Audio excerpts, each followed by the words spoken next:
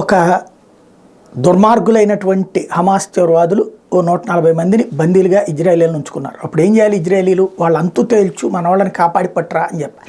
అలా కాకుండా వాళ్ళతో మాట్లాడు, వాళ్ళతో చర్చించు, ఎలా అయినా సరే మా వాళ్ళని విడిపించు, మా నాన్న విడిపించు, మా తమ్ముడిని విడిపించు, మా అక్కని విడిపించు అని మాట్లాడుతున్నారు. అది జరిగితే ఏమవుతుంది? దాన్ని అడ్డు పెట్టుకునే కదా హమాస్ తీవ్రవాదులు వాటికి కూడా మానసిక ఆధిపత్యం ఏంటంటే ఆ విషయంలోనే ఆ మాత్రం అవగాహన లేదంటే అవగాహన ఉంది. కానీ ఇక్కడ లోకల్గా ఉన్నటువంటి మీడియా కావచ్చు, లేకపోతే కనుక ఈ హమాస్ వాళ్ళ మీడియా, సోషల్ మీడియా ఉచ్చులో పడుతున్నటువంటి ఇజ్రాయేలు క్రమక్రమంగా ఉద్యమం ఉధృతం చేస్తున్నారు.